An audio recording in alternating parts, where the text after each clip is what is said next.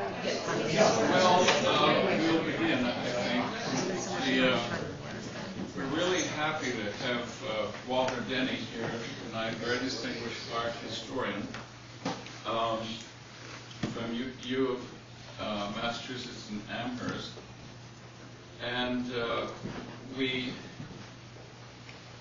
will be introduced by our own art historian, Emily Fedvacci. But I should say also, I've forgotten a line or two, but the pitch is for the Institute for the Study of Islamic, for Muslim Societies and Civilizations, which is sponsoring this with the Art and Architecture Department of the university here. So we're really delighted to do this. We're looking forward to your talk. He is a very funny speaker, too. And as many of us know from having heard him before, it was really a great coup to have him come. So, Emine, if you would do the honors. Thank you. I'm also very excited and delighted that Professor Denny is here with us today. He also graciously agreed to hold a seminar for students tomorrow morning at 10 o'clock in CAS 303A. Those of you who are interested should come and join us. We'll be talking about cultural exchange in the medieval period. We're really looking forward to that too. Professor Denny probably needs no introduction, one of those, but he has been teaching at UMass-Amherst since 1970, and he got his PhD in 71. The dissertation was on the tiles of the ceramics of the Ristan Pasha Mosque in Istanbul, which is a late 16th century Ottoman mosque. And his subsequent publications have all revolved around the Islamic world in general, and more particularly the Ottoman Empire, and especially the ceramics of Iznik and the textiles and carpets from the Ottoman tradition. Among the most beautiful books published on Islamic art are Professor Denny's books, one on silks called Ipek, and another one, more recent one, 2004, on Iznik ceramics, so mostly 16th century material again. And we are very excited to have him here today. He'll be talking to us about patronage in the three late Islamic empires, which brings together his interest in economics and patronage and in art history, Islamic art in particular. So we're looking forward to it.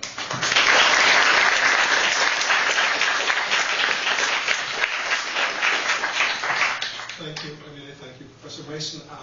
Well, now I've got to be funny. And I'll do my best. But let me tell you a little bit about this talk and what I'm going to talk about today. I've done most of my scholarly work as an Ottomanist, although when I counted up the slides today, I think I got more stuff from Mughal India than I have from the Ottoman Empire, probably just about as many from Iran. This talk was a marvelous opportunity for me when we first talked about it some 6 or 7 months ago. And I gave a very broad and general title at the time, without even the words perspectives on, because there were a whole bunch of things I thought I might talk about that were of interest to me and still are. And I didn't want to commit myself to any one of them until I saw what kind of visual resources I had. Well, as I started amassing material for this, more and more since basically last March, I think it was, I've been working on this talk. And I got more and more interesting stuff, and I couldn't decide what to throw out.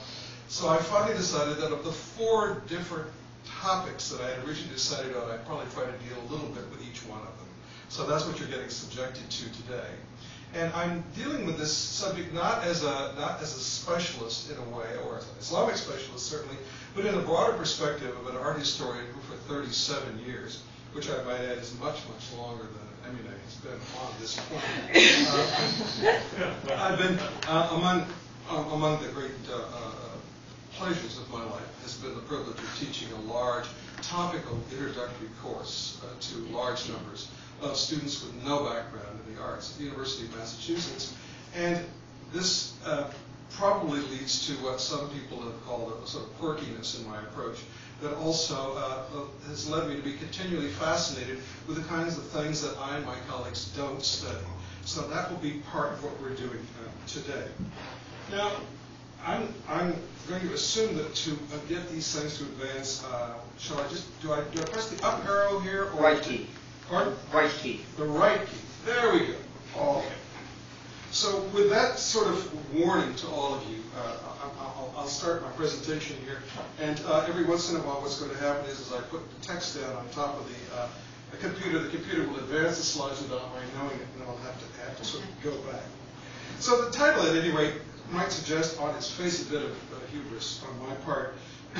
But as I said, it seemed to me that it gave me a certain amount of room for maneuver, and it gave me also the opportunity to do something which ordinarily we don't do in print in our very specialized fields, and that is to compare three areas of inquiry, the three late great Islamic empires, only one of which I have made the center of my career, but the others of which have always fascinated me. When we go to museums of Islamic art, we recognize immediately right off the bat that there is actually fairly little Islamic art from the early period that finds its way, especially to museums on this side of the Atlantic. On the other hand, if you go to the great collections, especially the Metropolitan, which I'm getting to know quite well right now, but also at Harvard, at the other collections that come immediately to mind in the Western Hemisphere, you'll notice very, very large numbers of quite splendid objects from the later Islamic period, that is from 14 or 1500 onward, which were collected at first by the great robber barons, the J.P. Morgans and the others of America back in the 19th century, and which have continued to be collected in these institutions as a reflection of academic interest in American universities and in museums in the 20th and now in the 21st century, where it is fair to say that American scholars have been among the foremost in the study of Islamic art. So what I want to do this afternoon is to look at royal patronage under these three dynasties from four slightly oblique perspectives. The first is that which we could call cultural nostalgia, specifically the survivals of a nomadic cultural past in an urban, palace-centered royal bureaucracy and artistic establishment. The second is that of what you might call religious nostalgia, something that permeates all religions, but especially Islam, especially to a rather unfortunate extent, perhaps, right now in the early 21st century, the attempt to perpetuate a culture of simple Islamic piety in these days in the midst of the splendors of a royal court and its conspicuous consumption, and today in the middle of a very non-Islamic, very threatening world culture that in almost every aspect is antipathetic to the ideals of this primitive early Islam held by certain groups like the Wahhabis that form the focus of Al-Qaeda. The third is what I call cosmopolitanism, that is the sophisticated knowledge of other cultures that we see in the 15th, 16th, and 17th century Islamic courts we're going to talk about today. We tend to think of them and us, and of course for the longest time we've had the idea that we don't know that we know more about them than they know about us. If that were ever a popular notion the last 4 or 5 years in Iraq, should have dispelled that completely. We don't know nothing about them, and furthermore we never really did. And then the fourth is to look at the phenomenon of individual taste, these famous patrons with all their interesting quirks and funny little tics, and how those fit into, or how the phenomenon of individual taste fits into or doesn't fit into the stereotypical or standard pattern of royal patronage as we've come to understand it in Islam. Now, so the first thing I want to do is to talk about this is not really what I want to be saying here, and it is, here we go, so this will do it just fine. Basically, that was just wallpaper that you were just looking at. So the three cultures we're talking about we tend to think of them as urban cultures. When we write books about them, when we do exhibitions about them, the names of cities are always coming up. It's very interesting as I've been getting in my new job at the Metropolitan Museum, where I go one day a week. taking the 5:30 train from Springfield, an experience I wouldn't wish on my worst enemy. The Metropolitan, at first they decided they were going to call their galleries after cities, and there was going to be an Istanbul gallery, and there was going to be a Cordoba gallery, there was going to be a Damascus gallery. This, by the way, they discovered didn't work, and they sort of abandoned the concept as they've gotten more into realizing what they've actually got to put in these rooms. But the fact is, that's the way we look at things. So we think of the Mughals, we think of Delhi, we think of Agra, we think of Fatih or Sikri, the great palace city built out of nothing by Akbar in the last part of the 16th century. When we think of the Safavids, we think, well, 16th century is a little problematical because their capital of Tabriz was continually getting sacked and looted by the Ottomans. But we do tend to think, when we think of the Safavids, we think of, especially of the great, again, palace city of Isfahan, built under the aegis of Shah Abbas in the early 17th century. And again, important exhibition many years ago, Anthony Welch curated an exhibition called Isfahan. And we tend to think of, when we think of Safavid style and teach about it in classes, we talk about the Tabriz style, and then the Qazvin style, and then the Isfahan style, as though these capital cities really told us all we needed to know about this. And then, of course, if there's any dynasty that's been identified with a particular city, it is the Ottomans, because unlike the Mughals, who had 3 capital cities, and the Safavids, who continually moved their capital city, basically for the Turks there were also 3. First, of course, Bursa, then Edirne, and then Istanbul. But Istanbul is really the whole ballgame when we think about the Ottoman Turks. And we tend to think of Ottoman Turkish art as being something which largely was created in or focused upon a royal court in this great city. So this is the way we've been looking at the art of these societies. Now, the first thing I want to suggest to you at the beginning is that in all 3 of these cultures, and I can only really illustrate very well for you today 2 of them, but I'm going to do it. I'm going to go with 2. There is a very interesting nomadic urban dichotomy. Many Islamic urban dynasties and many Islamic dynasties, period, started out from very humble origins as nomads or villagers. Think for a moment about Morocco, for example, where the whole history of Morocco, Islam in Morocco, is a group of country bumpkins coming in from the High Atlas or from the Sahel of the Sahara, throwing out the fat, effete, luxury-loving city dwellers, settling down in the city, and in a matter of a very short time becoming fat, effete city dwellers themselves, only to be displaced by the next wave of puritanical nomads or puritanical subsistence farmers who have brought a purer kind of Islam into the cities. And this is found throughout the Islamic world. The tribal structure that we are today beginning to realize forms the basis of Iraqi society, as we try to cope with that very complex society, is based on tribal affiliation, and tribal affiliation originally based upon nomadism or semi-nomadism. In Iraq, a little bit less so, because Iraq and Egypt both depended upon the agriculture watered by their rivers, but it's largely the rule rather than the exception throughout the Islamic world. So there is this, a sort of a dichotomy, and we can see this reflected rather beautifully in 2 miniature paintings and in the Harvard University Art Museums, painted originally for a manuscript of the Khamsa Nizami that was never quite completed, around 1540 in Tabriz, by the same artist, a man named Mir Said Ali.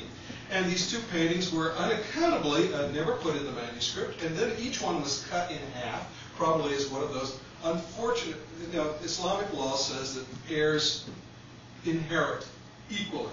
That's why we have so many miniature paintings, carpets, and textiles that have been neatly cut in half or in thirds in museums in the world today. And then in the collection of the famous jeweler from Paris, Mr. Louis Cartier, eventually reunited at Harvard University. And these 2 paintings were both illustrating episodes from Nizami's poem, but that's almost secondary to the way we can look at them today, because one of them is basically life in the country, in the nomadic encampment, and the other one is life in the town. Now, they were painted in Tabriz, which was the capital of the Safavids, around, as I said, around 1540. But in fact, if we take a look at these, we can see that the artist himself, and one assumes his public, were equally familiar with the nomadic and the urban traditions.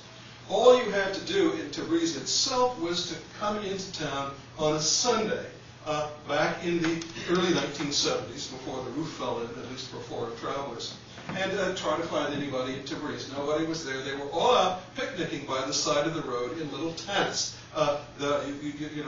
You scratch an urban dweller, and you find right underneath the skin, you find the nomadic customs still there. So the details of the town are very nicely done over here. For example, a sort of a 7-Eleven store at the bottom, and somebody walking through the street up above. And on this side over here, the details of the encampment, the washing being done up at the top. And you can see that these are not poor people, these nomads. They're very, very wealthy. They are actually able to afford to wring out the laundry and put it in a Ming plate, a Ming dish, Chinese porcelain dish. And you know how much those things are going for today at auction. Well, they were almost as expensive back in the 16th century in Persia.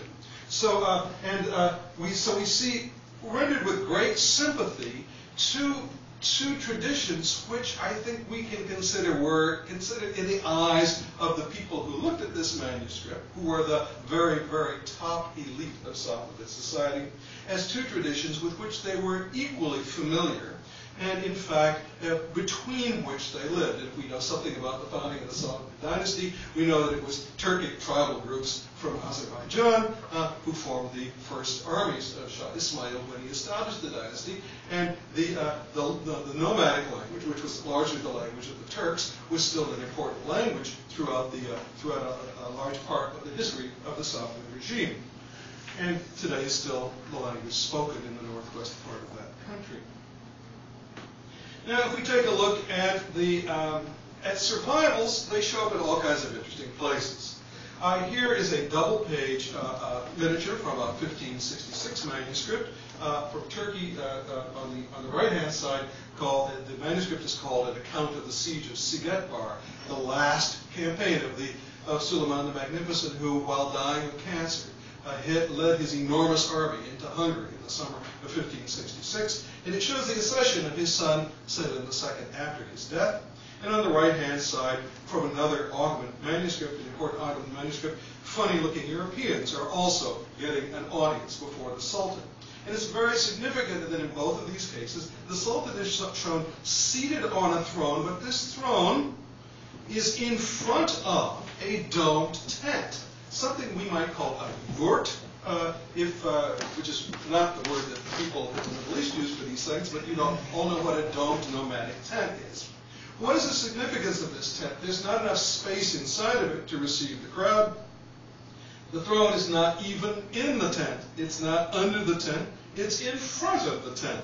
And then there's a carpet on the ground in front of the throne. The tent is there for one very important reason. It's there only for its visual presence. And that visual presence is emphasizing the fact that the Sultan is acting as he has, as his ancestors have, for many, many generations, as the representative of a group of people, of the power of a nomadic tribe and its successors.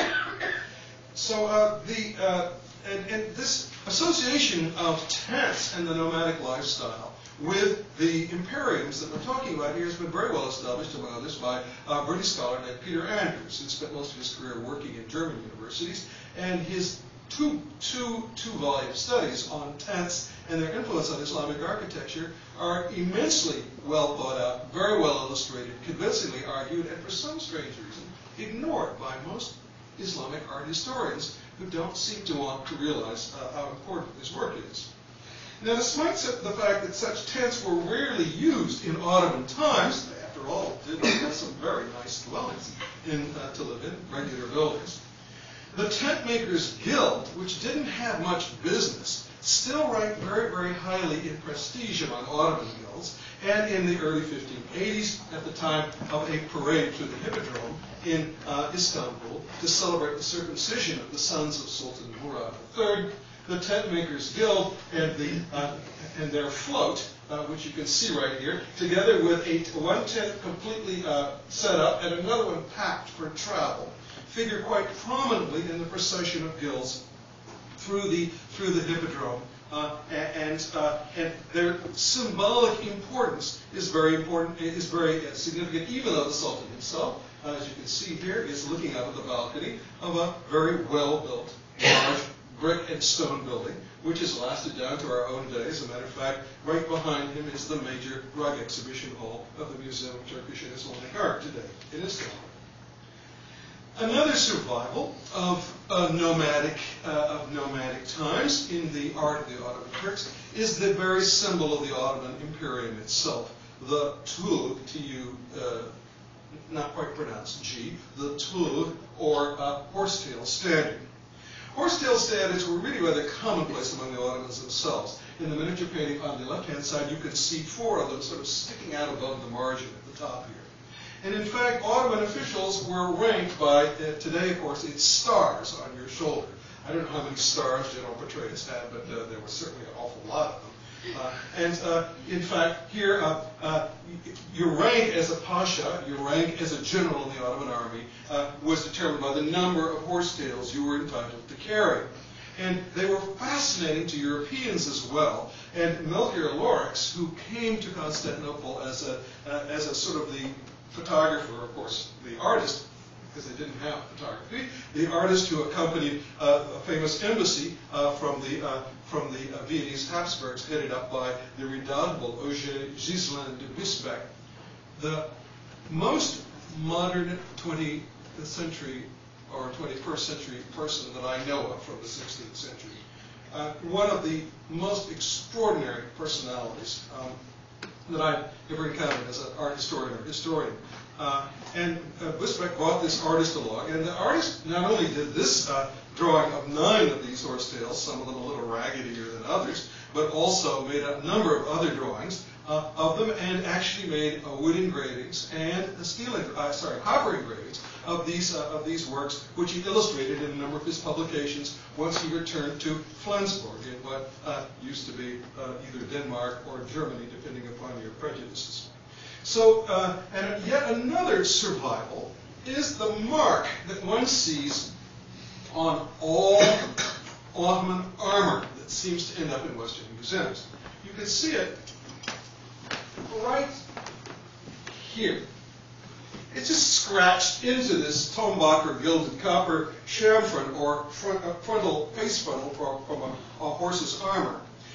But it is in fact the danga or brand mark of one of the oldest of the Turkish tribes, and I have a listing of all of them over here from Faruk Sumer's very important book on the old Turkish tribes, the Turkmen tribes, taken from Mahmud of Kashgar's 1,000-year-old treatise on the subject.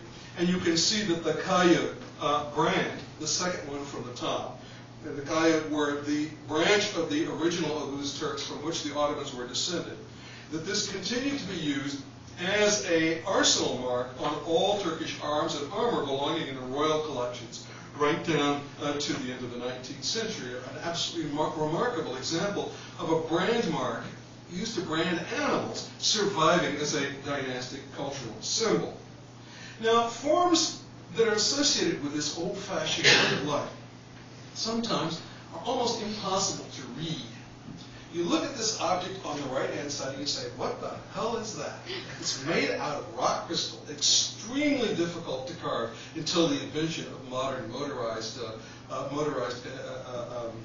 grinders and super hard abrasives that are used today to polish diamonds and do things like that. You know, diamonds themselves look horrible up until the late 19th century because there was no way of cutting them. They were the hardest stone that there was. And it was very, very difficult to make diamonds look pretty. So they were very downgraded as jewels because they didn't look very nice. And they didn't have any color also. Not only were they chromally cut, but they didn't have any color until quite recently. So rock crystal is this very hard, precious material. And then on the surface of it, you can see in soft gold, which is attached to the rock crystal, are numerous rubies and emeralds. Those are the pretty jewels, the ones in nice color. Red and green. It's Christmas every day of the year in the Ottoman jewelry ateliers. Now, what is this up? It's a water canteen. Why does this water canteen look like this? Well, we can tell a little bit better if we look at the one on the left-hand side, which is a rather more humble one, made out of tinned copper. That happens to be in the Turkish and Islamic Art Museum in Istanbul. But this is not the original medium either. What you're looking at is a goat skin, with two of the legs being the leg you drink out of and the leg you fill it with. And each one of them had a cork in it. It was sewn across the bottom and wax was put on it, so it became more or less watertight. If it sweated a little bit, leaked a little bit, all that evaporation would keep the water inside of it just a little bit cooler. And it's a common kind of nomadic accoutrement that you'd find on the saddle, strapped to the saddle of any nomad. And indeed today, if you go to Kyrgyzstan and places like that, you can still see objects like this. So the transmutation of the original utilitarian object through metal into the most unlikely material of all. I mean, the last thing you want to have around your saddle horn is a rock crystal water skin covered with rubies. For one thing, they're going to rub against us, and the rubies and the emeralds are going to fall into the dust. And for another, of course, drop it once while you're on the pavement, and there it goes. It's very, very fragile. Totally unutilitarian, but in fact, a very important part of regalia that was still, unlike most regalia that we use today. I mean, if people didn't publish commencement programs, none of us who wear all these funny things would have any idea what the meaning of it all is. As a matter of fact, I tend to read the programs every commencement because in the intervening year I always forget why I'm wearing this ridiculous color and pink, for God's sake. It's the only day of the year I get to wear pink. But unlike today, where we really have to, we need a program to explain the iconography of what we do because we're so far away from our roots. This was very, very much a part of the living tradition in those days and was known very well. Now, lest you think that I'm only talking about the Ottomans here, let's switch to the other end of the Islamic world. In the early 17th century, a miniature painting from an album, a Royal Mughal album, today in the Academy of Sciences in St. Petersburg, showing a darbar, or public ceremony, an audience of the Emperor Jahangir, father of Shah Jahan, who built the Taj Mahal, around 1615.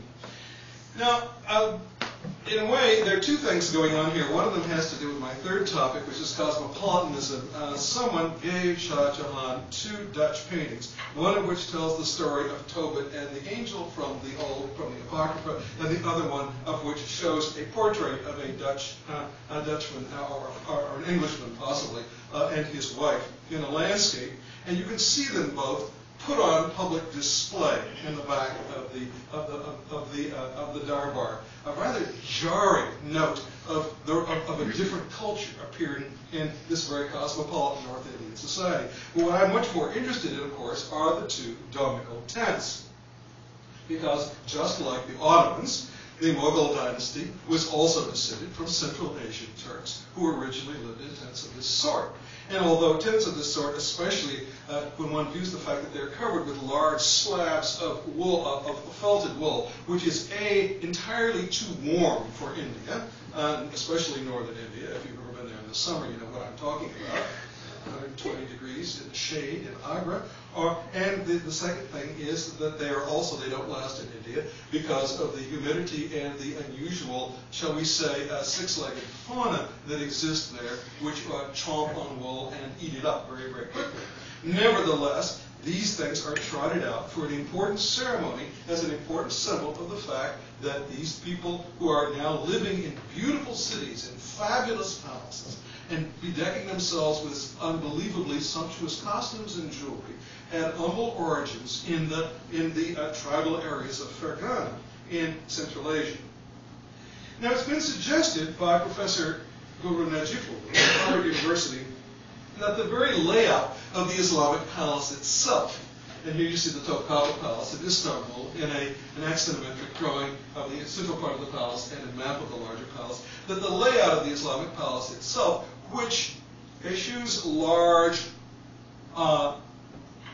audience spaces for large open air spaces, and in which the buildings themselves are surprisingly small. There's been a suggestion that the layout of the Islamic palace itself, especially of palaces of Turkish origin, may have something to do with the way that the nomadic encampment itself of an army on the march, let's say, was in fact arranged. And one can see certain reflections of this in the encampments that the Ottomans undertook on their way to visit, not as tourists, I might add, such interesting places as Baghdad or Vienna in the 16th century. And then there's this medium here.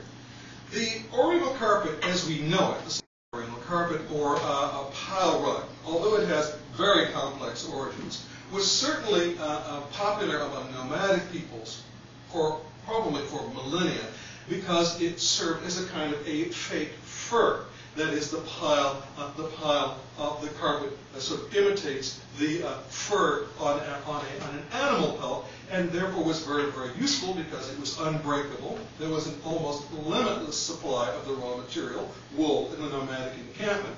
And simple carpets like this have always been thought of as carpets that, this is what's called a gabe. It comes from Iran. In Turkey, the same kind of carpet is known as a tulu. And it's got very, very long pile and very simple designs. And this kind of carpet was always thought of as the most simple, the most rudimentary type of rug that was woven by untutored people who didn't know any better. And carpets of the type we see on the far side over here with repeating small medallions, produced commercially in Anatolia for sale in Europe, among other places, from the 14th century onward, were thought to be descendants of original nomadic carpet patterns in which the individual small medallions, or gules as they are sometimes known, were tribal symbols, much the same as the dangas we saw before, or the brand marks. In fact, we now know, and this has only emerged quite recently, and I'm sorry I don't have decent photographs to show you, that the sultans themselves, in addition to surrounding themselves with beautiful carpets woven on silk warps made out of the best Egyptian wool and woven by, in special ateliers, the Ottoman court carpets, that the sultans themselves also had their own tulu. They had their own humble nomadic carpets in simple geometric designs like this. They haven't survived in terribly good condition in the Topkapi, but a number of them have recently come to light. So what we see here in carpets, again, is the survival of nomadic forms in art long after people ceased to be nomads. And most interesting of all, that even the simplest forms that we think of as being very non-imperial. I'm going to tell a little story out of court here as an aside. The former curator of Islamic art at the Metropolitan has tried on a number of occasions to interest the museum in purchasing some of these absolutely spectacular Turkish kilams that even some of you probably know about, just really shatteringly beautiful objects.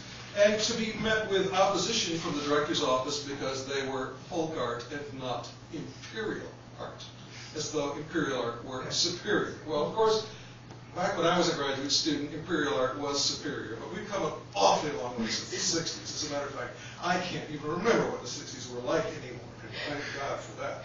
So the point I'm making here is that there were imperial tulus that looked pretty much like this, made for the Sultan himself. Now, the survival of the carpet as an art form outside of its natural habitat, that is the weaving of carpets in an area where sheep may not safely graze, and where there was no indigenous tradition of pile carpet weaving because the weather was too hot and the sheep were a pain in the neck because they raided farmland and ate up stuff growing in farmers' plots, namely Egypt. Why do we see mammoth carpets woven in Egypt? There's absolutely no reason. Egypt doesn't fulfill any of the criteria for places where carpets are normally woven. The reason we see carpets in Egypt is because the Mamluks, who ruled Egypt from 1260 onward, were of Turkic descent, and it was part of their Turkish heritage that any court produced its own carpets. And so they produced carpets in a place where carpets had never been produced, where they'd always been imported before. And we know that the carpets are from Egypt and were produced in Egypt because they have a very, very unusual technical characteristic about them that one only finds in Egypt, and that is wool spun the backward way from the way it should be. And then what about the carpet on the other side here, which is a court carpet woven for the courts of the Aquian of Turkoman, who ruled in Tabriz in 1480s. This whole idea that we've had for the longest time that court art always owes its origins to the arts of the book, and that curvilinear carpets created by robotic weavers after instructions given to them by, in pen on paper by licensed, certified MFA court artists, as it were, that this is the only truly imperial art. And here we have on the far side here a carpet which in every respect, almost every design in it recalls a nomadic tradition, and yet in its perfect corner articulation, its extraordinary fineness of weave, and its luxurious materials is certainly not a nomadic carpet anymore. So that's the nomadic angle. The next one, which won't take as much time, don't worry, is the idea of reconciling, is dealing with the fundamental contradiction that we find in Islamic art. And Islamic art, well, all art, to some extent or another, embodies cultural contradictions. This is why religion and art are always in such a state of conflict with each other through so much of human history. Look, for example, at the iconoclastic struggle in the Eastern Orthodox Church and what enormous destruction was done to works of art as a result of this religious group of religious, let's use the word fundamentalists, why not? Fundamentalists who had taken very, very literally the Torah's injunction against graven images.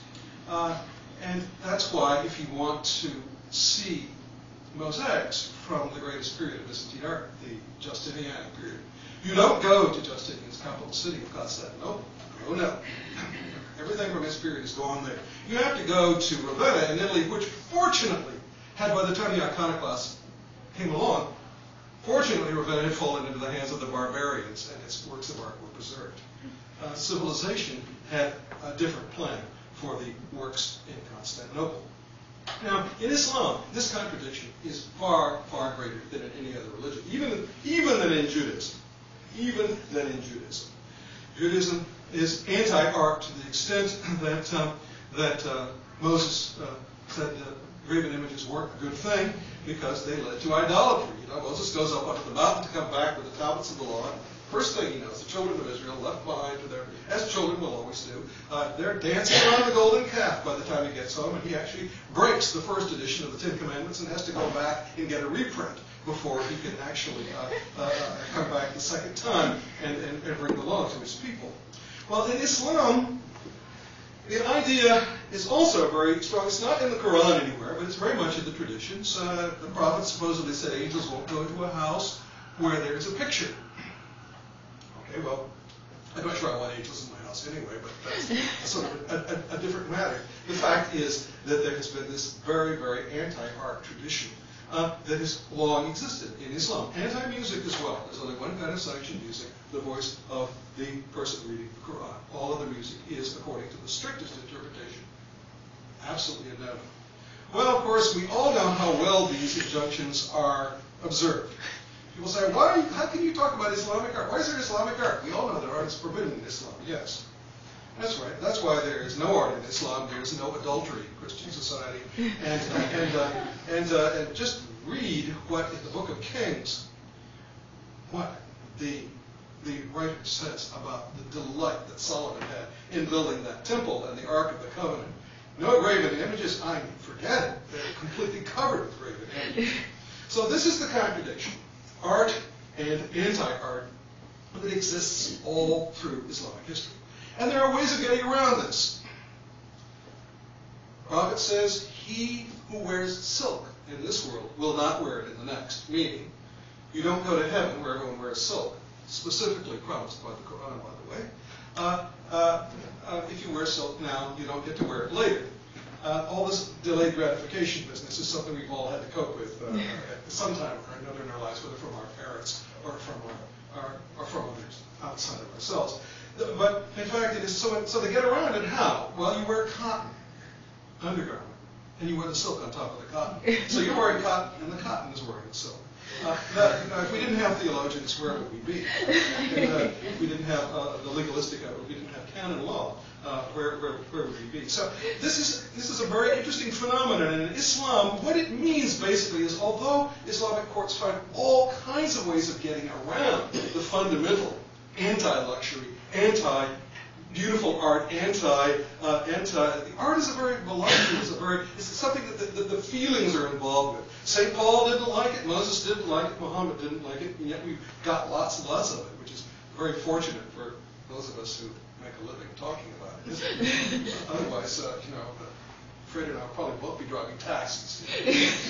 So the idea is that there is, however, a fundamental problem with those who are patrons of this great art, because they know that there are theologians in their own time who are looking at them and saying, whether they're actually saying it out loud or not, they're saying, yeah, enjoy it, but eventually you're going to end up in hell, and I'm going to end up in heaven with all the silk and the cushions and and the flowing streams and the other things that are promised. So we see a great deal of this kind of thing in Islamic art. These are two examples from Mughal society. Akbar, the Mughals were an extraordinary dynasty. They produced from Akbar to Babur to Humayun to Akbar to Jahangir to Shah Jahan, 5 of the most extraordinarily interesting personalities, unusual and inquiring minds that have passed on from father to son. It's just very, very rare that happens through 5 generations. The Ottomans were very lucky to do the same thing, and the Safavids, they were a little spottier, but they had a whole bunch of good ones as well. So Akbar has himself depicted talking to a poor holy man in front of the holy man's cave. Or in this very elaborately, iconographically complex painting in the Fair Gallery of Shah Jahan sitting on an hourglass. He is shown preferring the company of an aged Sufi sheikh to that of, below the Sufi sheikh in order,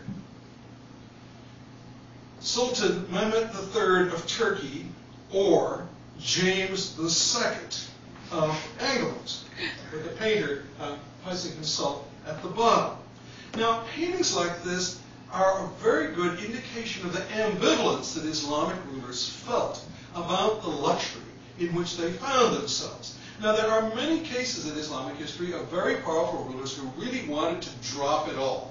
Just like, most PhDs in one corner of their being have the urge to kick the whole academic world and open a really neat little restaurant, serving really, really special food. The trouble is, none of us want the pain of running 365 days a year. Otherwise, a lot of us would probably have done it already. And so there are Islamic rulers who really wanted to kick the whole thing. A great example, Murad II of Turkey, who practically his entire life wanted to go into a monastery. Unfortunately, he had a very impetuous teenage son who kept him from doing this. It's just one of those things that happens to people who have impetuous teenage sons. But what you see here is basically sort of this expression, public expression of simple piety. Well, simple on top of an hourglass, wearing a necklace of fabulous pearls around your neck. But the simplicity is different things to different people. What you see here is this longing, in a way, or this piety in the midst of opulence, which is a constant and recurring theme in Islamic court art.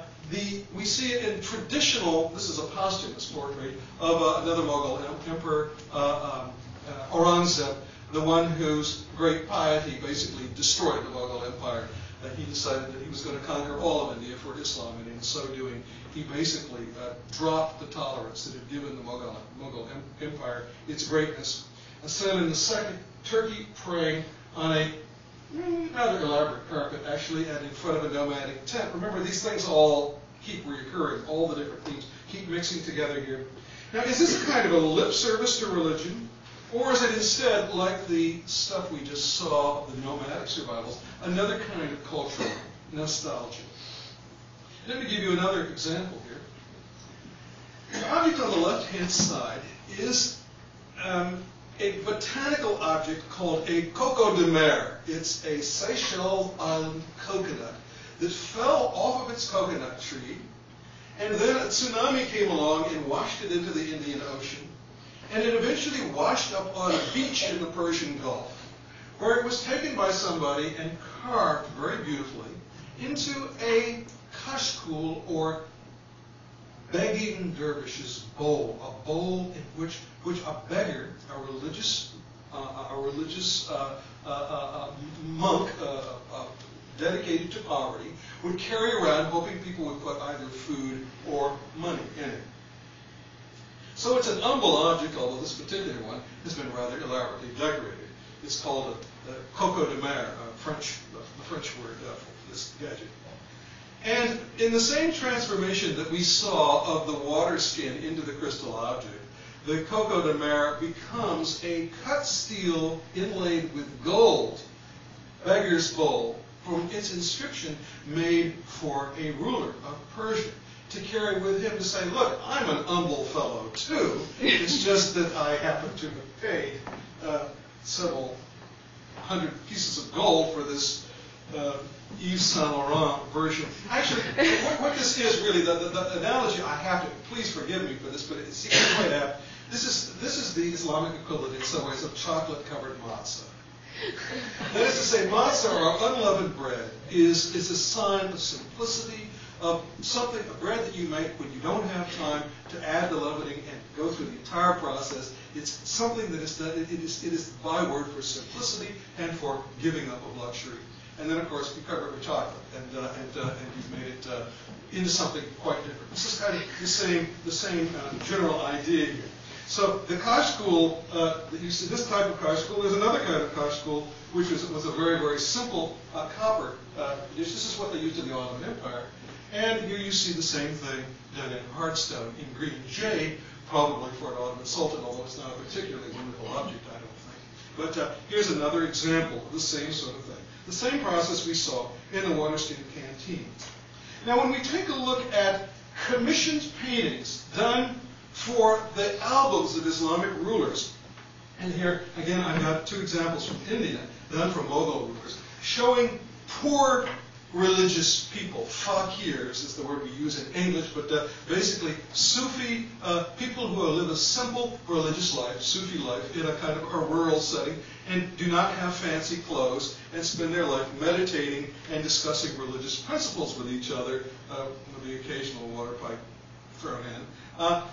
When we see paintings like this, what do we think of? Well, what I think of is actually the kind of paintings that say Georges de la Tour did in France, or in the 17th century in France, or the Lenin brothers.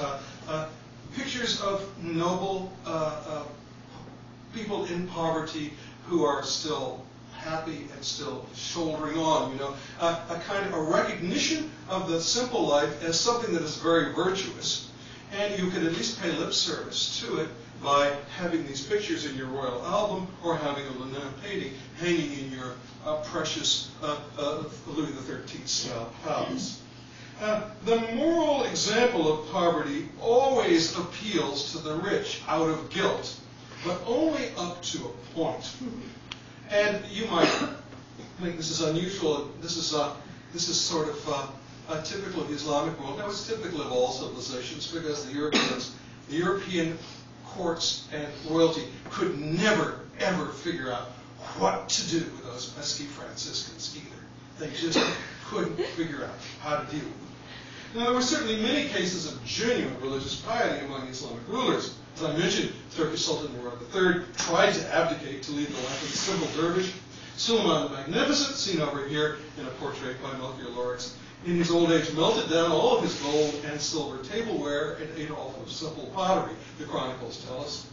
Shah Tahmasp, the ruler of Iran, whose family member is depicted here as a stand-in for Tahmasp, like Louis XIV, found religion in his old age and sent his painters packing, most of them to India, where they helped found the Mughal school. A lot of them came to Istanbul.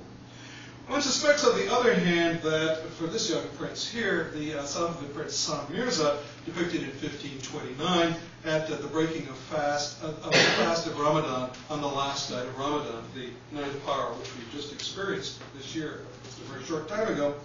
One suspects that for Sam Mirza, despite his piety, when painting the best part of Ramadan was not the fast, but the feasting you got to do every evening once the sun set. Now, we tend to think of the Islamic world as ignorant of the rest of the world. And Bernard Lewis didn't help with what went wrong about the, hard to argue with any individual assertion in it, but the whole thing gives me a bad case of heartburn. The fact is, the Islamic world has always done a great deal about the West. A great deal about the West. Frequently too much. If you don't believe this is true, go to any Islamic country and see what kind of dreck is on TV. All the stuff that was too awful to go on American TV, and all the horrible reruns that none of us wants to look at ever again. Especially if there's lots and lots of sex and violence, and it is shown in the Islamic world. So today, and in the past, they've always known a great deal about us. Maybe again, too much about us, too much about the things about the West that maybe the West didn't really seriously want other people to dwell upon. But that's the way cultures act when they interact. So here's some interesting examples in court art of this phenomenon of cross-cultural adaptability. Nowhere, again, does it occur with more interest, really, to the history of art than in northern India under the Mughals. The genius of Mughal reign was that they did not attempt to suppress the native Hindu culture of India, but that the Mughal rulers sought common ground, especially in mystic religious traditions, and appointed Hindu Rajput noblemen to important positions in their courts, and had Hindu religious texts translated into Urdu so that they could read them and study them and enjoy them. Here's a good example of this kind of transference. One of the oldest iconographical themes in Islamic painting, taken from the Shahnameh, which was written 1,000 years ago, of Firdausi, is the famous story of Rustam, the hero Rustam, who one day falls asleep on a rock. And while he's asleep on the rock, his mortal enemy, the div or devil Akhwan, picks up the rock, tippy-toes to the edge of the sea, and tosses the rock and Rustam into the sea, where Rustam fights an epic battle with sea monsters. It's so interesting that the Persian painters who left Persia and moved to northern India in the latter part of the 16th century, after Shah Tahmasp turned away from painting, adapted this iconographical tradition in this translation of the epic of Rama, the Ramayana, to show the Hindu god Hanuman bringing a gift of healing herbs to someone who is sick and needs it in the guise of Akhwan, adopting basically the Islamic, or the actually Persian, pre-Islamic Persian iconography to this Indian text. Just as the convivencia of medieval Spain has become symbolic of the highest attainments of Islamic culture in the West, certainly the Mughal synthesis in the 16th and 17th centuries in India has become an object lesson in the effects of tolerance and cultural diversity on court culture and indeed on popular culture. Depictions of other cultures abound in Islamic art. Again, on the right-hand side, a Mughal depiction of the interior of a Hindu temple. And it has about it, it looks very, very similar to a Mughal depiction of the interior of a mosque. The only difference is that where the mihrab would have been, there is the statue of the Hindu god. More interesting to me is the page here from a history of Sultan Suleiman the Magnificent in Turkey, done in 1558 in Istanbul by court painters, showing the camp of the Europeans before the Battle of Mohács, 1526. King Louis of Hungary is seated in the middle, and his allies are seated around him.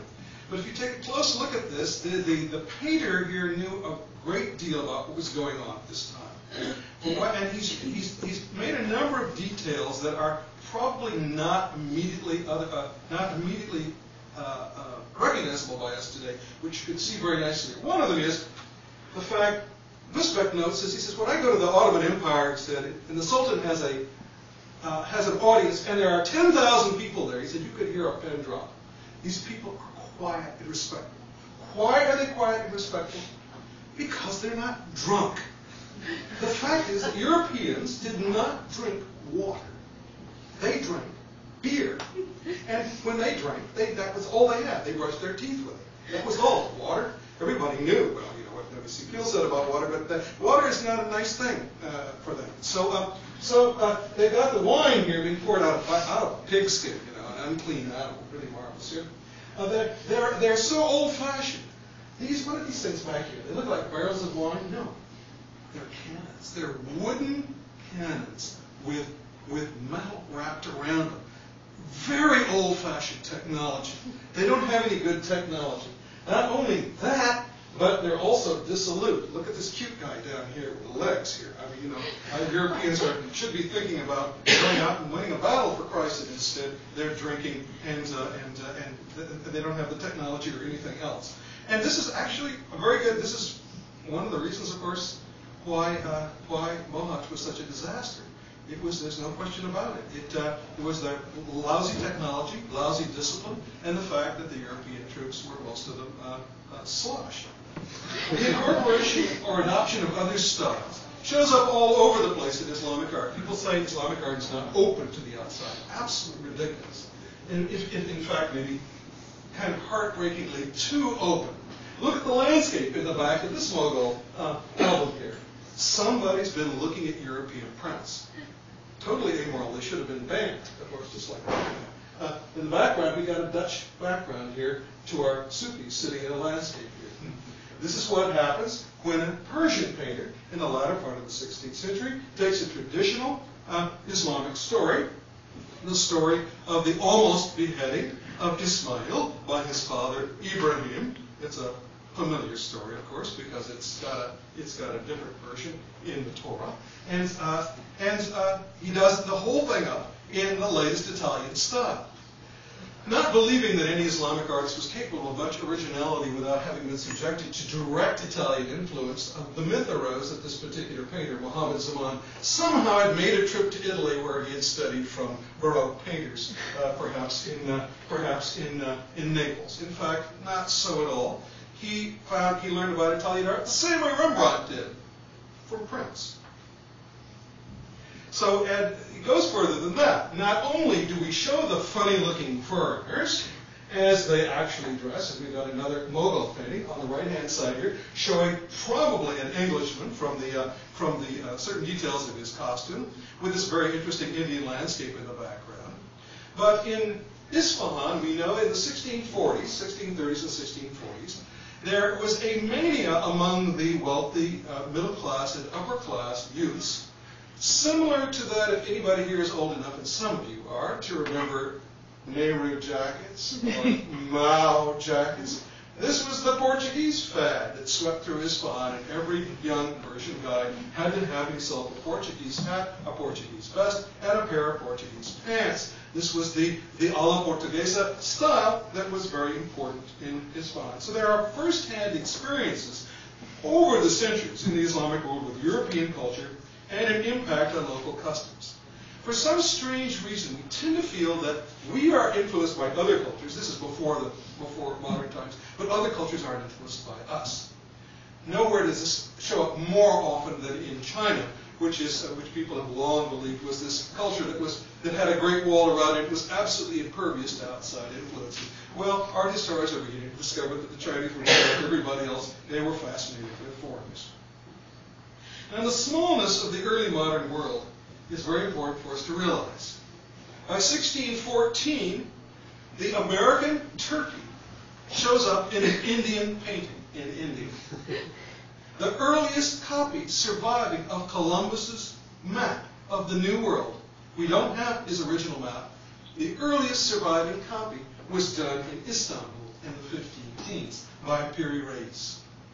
Mexican cochineal, a dye stuff very, very similar to the Indian lac used in textiles in the Middle East, Mexican cochineal, which is very easy to analyze using simple paper chromatography, starts showing up in carpets in the Middle East by 1520.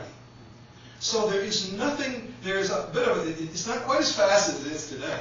I was talking to Emine about the fact when I went to Turkey the very first time, you couldn't telephone to the United States. You sent a letter, and it took, airmail took 9 days to get to Grinnell, Iowa from Istanbul, and from Grinnell, Iowa back to Istanbul, another 9 days. So 18 to 20 days just to get an exchange of information. And that wasn't such a long time ago. So really, by standards of the time, there's an extraordinary speediness of exchange of information in the early modern period that means that the world was actually, even back then, quite small. The results can be very interesting. Two Mughal works here. It's the one on the right-hand side is the juxtaposition that's really interesting.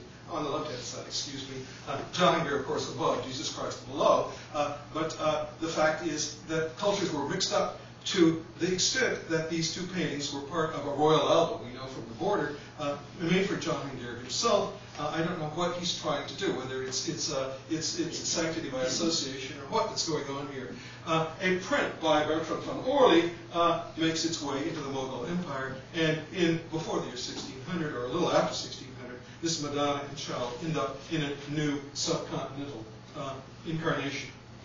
The multiple cultures of royal art, something else we don't think about. Remember that is in the Islamic world, Muslims are the dominant group, but they are by no means the whole ball of wax. In India, there are Hindus, and in Iran, there are all kinds of things, including Nestorian Christians, and certainly in Constantinople, there was still the seat of the ecumenical patriarch, as it is today. So, should we be surprised to see textiles specifically designed for Greek Orthodox rites being woven in royal ateliers in Istanbul as gifts, in this particular case, both of these to various patriarchs of Moscow? So you go to Moscow, what you find out is that the Russians had no draw looms, and therefore they relied almost exclusively on Ottoman textiles. Ivan the Terrible was crowned under a canopy made of Ottoman textiles on a throne lined with Ottoman silks. We only have one example. In working on the silk book for 12 years, Louise Mackey determined that, according to the documents, seraser, or cloth of silver and gold, was made in 3 different qualities. And we had not been able to find a single first quality piece anywhere. Nothing left in the Topkapi Palace. We finally found one with the image of Christ on a throne, repeated over and over and over again, in the Armory Museum in the Moscow Kremlin. Here's something even more bizarre. These 2 velvet kaftans are in the Topkapi Palace. They've been known for a long time. They're very famous. We'd always thought of them. I learned them when I was a kid as great works of Turkish art. And indeed, they show the Turkish tulip, the emblematic Turkish tulip, the curved so-called saz leaf tulips again over here. They're very, very Turkish in style. Funny thing is, they're not Turkish. They're Italian. Why? Because velvets in the Ottoman Empire were made in enormous quantities. They were sold in the bazaar and in every shop. Every middle-class home was full of Ottoman Turkish velvets. They were very highly valued in Italy, but not at all valued at home. Rather, of course, this is the magic of a name like Armani, okay? This is the real good stuff. This is the imported Italian stuff. And so the Italians started making textiles in Turkish designs specifically for the court of Istanbul and gave them as royal gifts. And the Sultan could dress up, knowing he was dressing up in something that was iconographically Ottoman, but that every discerning observer would realize was in fact the really good, rare, imported stuff from Italy. The same thing was true of carpets.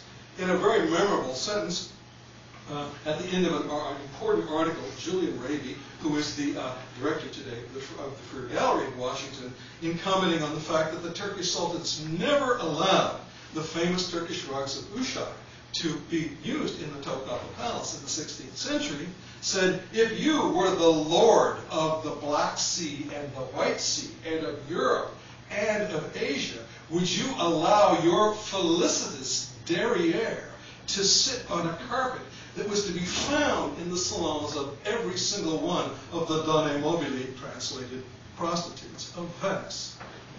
So the lure of the imported is one of the important reasons for this cultural exchange. Now for the most far-fetched one of all, carpets here. We've long known that carpets woven in Cairo, in court ateliers under the control of the court in Istanbul, were woven not only for Muslims, for Muslim use, but specifically for Jewish ritual use. This is one of the more interesting ones up here. It looks like an Ottoman prayer carpet. It's made out of spun Egyptian wool. The iconography is that of the Ottoman carpet you see over there. It's even got the hanging lamps you see in the Ottoman prayer carpet. But at the top is an inscription from the book of Psalms. This is the gate of the Lord. Through it the righteous enter in Hebrew. It was used as a paroquet or Torah cover in a synagogue in the Ottoman Empire. More recently, I've had a very interesting idea in looking at the prototype, this rug over here, which is in the Ballard collection in the Metropolitan Museum. Where do you see architecture like this in the Ottoman Empire? You don't.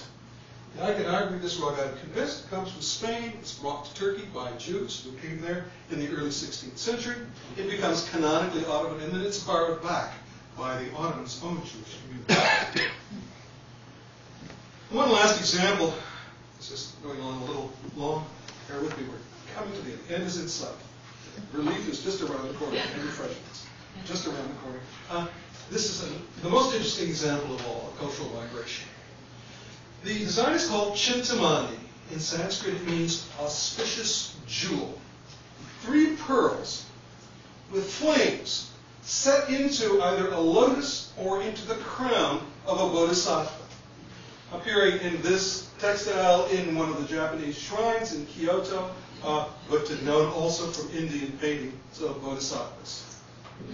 The 3 pearls, or the flames, sometimes together, sometimes separately, are adopted in Islamic art. The earliest examples we have are in the pottery created in Samarra in the 9th century when Turks first began to show up in the Islamic world. And this comes from a time, probably, when Turks from Central Asia were, many of them, Buddhists, and they adopted this as a kind of a good luck symbol. By the time of Timur, in the early 15th century, it was appearing on the coinage in Herat and in Central Asia. And by the end of that same century, it had become almost emblematic of the Ottoman Empire and is in countless different incarnations. This child's kaftan with a pair of extra sleeves over here for winter use, a good example of the design becoming almost a good luck symbol for the Ottomans. The throne of Suleiman the Magnificent carried on his campaigns, made out of ebony, inlaid with ivory and mother of pearl. If you look carefully, you can see up here the Chintamani design. Again, a good luck symbol. By this time, they didn't call it Chintamani. The Ottomans called it spotted, bemekli, or with balls or orbs. That was the only term they knew. That it had lost completely its original specific meaning. It had taken on a generalized apotrope, that is a protective function. We see it in Iznik ceramics. We see it all over the Ottoman Empire. We see it in carpets. But by the end of the 17th century, it's crossed over the line from being a generalized, secular, good luck symbol and actually is beginning to be incorporated in many instances by the beginning of the 17th century, but by the end certainly into the decoration of religious buildings. Like this, we actually see it on one of the most important of the Istanbul mosques, the mosque of the new Valide Sultan Mosque. Now our last topic, I told you we're getting to the end here, and the shores, has to do with the influence of individual patrons. We all know the stories, if we studied Islamic art, of individual patrons about how Jahangir loved jewelry, about how Suleiman the Magnificent was trained as a goldsmith, about how Bayezid, or the prince, the Timurid prince, passed his time drinking and carousing and smoking hashish with the painters of his court. That, as now artists, had a slightly disreputable a reputation which is richly undeserved in art by artists in all societies, and richly deserved as well. Well, part of personal taste and the way it becomes an important part of the dominating court culture is through the rituals of royal gift giving. Shah Tahmasp sends an embassy to the Sultan of Turkey And the new sultan is just on the throne, Selim II, 1566. It's a little after 1566. And there are presents from Persia, including carpets rolled up on the ground here, including textiles right here, including all kinds of beautiful objects, and the most important gift of all, after the Quran here, Qurans are actually right here, a illustrated copy of the Shahnameh manuscript that he had made, that his father had commissioned for himself when he was a young child. He's just turned old and bigoted and is giving all of his sinful gifts to the Sultan of Turkey, maybe with the hopes that all the sin will be transferred as well. And on the far side here, it's a birthday boy, the future Shah Jahan, being weighed against his weight in gold by his father, Jahangir, and all the presents shown here. Now, this gift-giving was not only a cultural thing, it was an accountancy fetish as well. A few minutes after the Sultan received these gifts from the Shah of Persia, the accountants from the royal treasury had immediately appraised every single piece, written down its value in Turkish silver coins, and given a good description of it. The fact is, we all love presents, but this is this kind of a gift-giving culture that allows for the emergence of some very, very interesting personal tastes, which then are reflected in the production of art. There are so many examples of these. I'm just going to show you one or two here. Murad III of Turkey was, like many others in Islamic history, a bibliomaniac. He loved illustrated books. Prince Bayezid's half-brother, Iskandar Sultan, who was, by the way, after he rebelled against his father, was subject to the most horrible punishment you could ever give someone who loves to look at beautiful things. He was blind. Murad III loved books, and is shown here, depicted in the middle of his library, surrounded by all of his beautiful illustrated books. On the far side over here, we see something really interesting. A manuscript commissioned in 1435 by Shahrukh, the son of Timur, the ruler of Timurid Iran, in Herat, his capital city. Shahrukh didn't have any sympathy at all for his Persianized sons with their effete fancy educations, shall we say, slip of the tongue. And so he doesn't speak Persian. He says, Chagatai Turkish was good enough for Dad, it's good enough for me. So he has Mir Haydar's poem of the life of Muhammad, the Mirajnama, translated into Chagatai Turkish, which he could read, in the Sogdian alphabet, which all of you immediately recognize, of course, up here. And the entire thing is done in a style which is completely different from the style that we consider to be typical of Herat painting at this time. He didn't want any of those fancy, wine-drinking, hashish-smoking painters mixing in with his manuscript. And so, right in the middle of the glorious period of Herat painting, we have this funny little lacuna of an entirely different style for an entirely different purpose, for an entirely different kind of patron. Other patrons, well known. Shah Jahan is shown here with his son Dara Shikoh playing with their jewelry. What's the use of having it if you don't play with it? What's the use of playing with it unless you have the court painter record you? The patronage of Shah Abbas of Persia was directed in somewhat different ways. He was mainly a patron of architecture. He left it up to his courtiers to be the major patrons of painting in his time.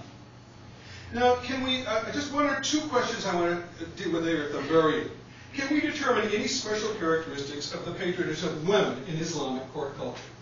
Women were important patrons, especially in the Mughal and Ottoman empires. They are responsible for some of the most important foundations, most important buildings, and even occasionally for manuscripts, and once in a while even managed to make a name for themselves as artists, often as calligraphers. This is so-called Roxalan Khurram Sultan, wife of Suleiman the Magnificent, and the interior of the great public bath that she built at Istanbul, the most splendid of all Ottoman baths. Are there any special characteristics of women's patronage in Islamic court culture? Not that I can determine. They patronized exactly the same sorts of things, same sorts of subjects, same sorts of buildings, and same sorts of projects, as men did, and did it extremely well, I may add. Now, to be sure, the adverse impact of individual patrons on the flourishing, especially of the arts and sciences, is a constant theme in the history of the Islamic court. In the reign of Sultan Murad III, An observatory was founded in Istanbul. It flourished. It was beginning. They got copies of all the important books on astronomy and astrology, and were beginning to do some original research. And the entire project was closed down because religious fundamentalists decided that this was not the kind of thing we should be doing. It was the equivalent that we shouldn't be telling people that the stars aren't put up there by God. Like we shouldn't be telling people that they're descended from monkeys, where they were all created exactly 5,472 years ago, as Hashem told us that they were. And we see sometimes heartbreaking examples of this kind of anti-art ebb and flow. The most heartbreaking, perhaps, the 1 mile square ruins of Medina Az-Zahra outside of Cordoba. An incredible palace complex, the richest in Europe of its time, which after the Unitarians from North Africa finished with it, was left with pieces no larger than you could hold in your hand. It is today being painstakingly put back together piece by piece by the Spanish government in a labor of love that's going to bear very interesting fruit. So, what we see in the area of motivation in Islamic court patronage of these three great empires is exactly what we see everywhere else, really. It's a complex assemblage of mixed motives, mixed affirmations, contradictions, and quirks of individual taste. The historical standards of royal patronage in Islam, with their roots in the institution of kingship, which was around long before Islam came on the scene, led to a standard template of royal activity and patronage: warfare, hunting and feasting, affirmation of dynastic legitimacy, splendid, lavish ceremonial objects, beautiful illustrated books, and public expressions of religious piety. Tell them I'll be finished in 1 second. Within this template, however, there is an amazing variety of particulars in which patrons with a variety of agendas, both within and without the traditional template, were able to elicit remarkably individual artistic responses to royal artistic needs. So if we look at Islamic art beyond the stereotypes, we can add a good deal to our knowledge of Islamic societies. Understanding and interpreting themes of court art outside the stereotype, their roots in the traditional past, their relationship to other cultures, their struggles with the strict demands of Islamic religion, and their often quirky individuality, adds a good deal to our appreciation of the courtly art of the Islamic world. Thank you.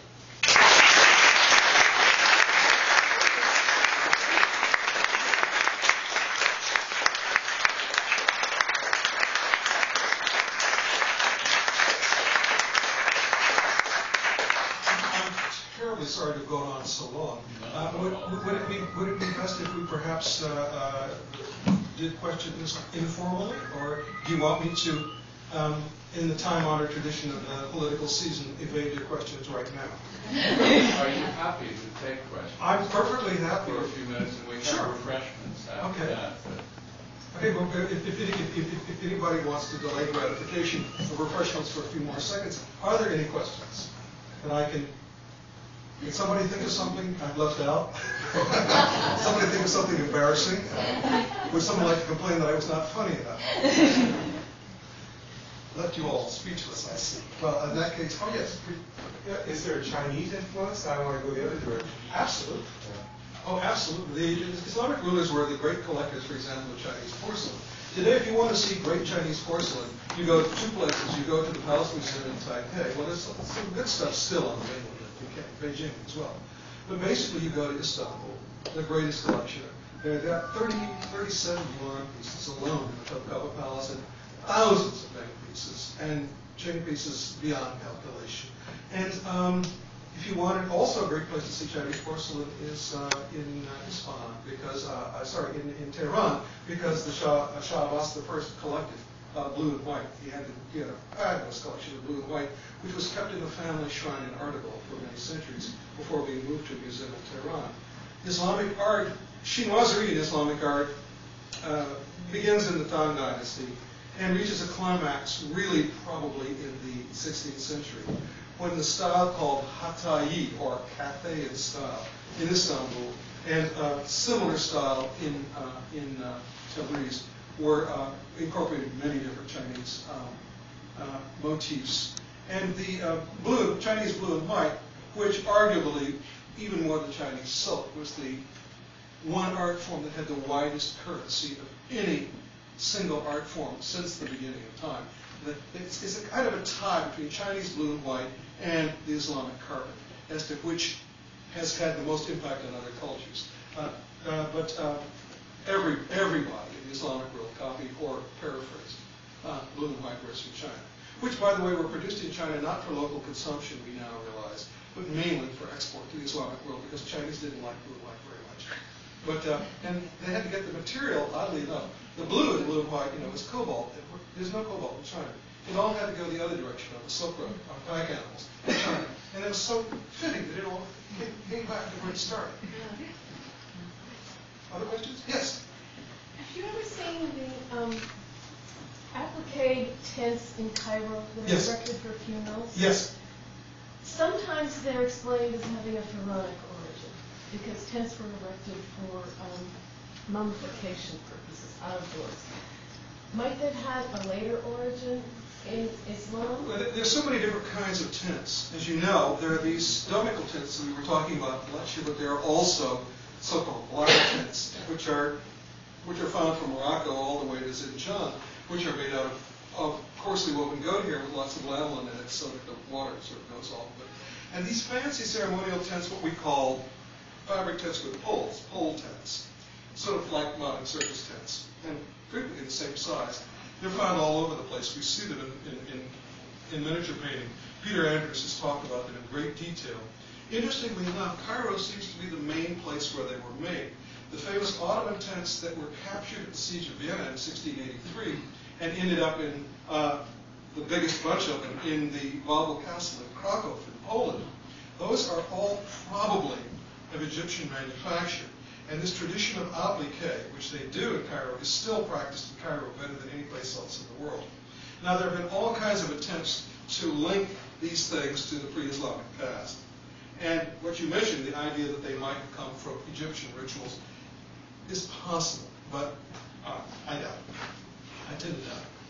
But I'm only too happy to be proved wrong. More questions? Thank you all for coming. Bon appetit.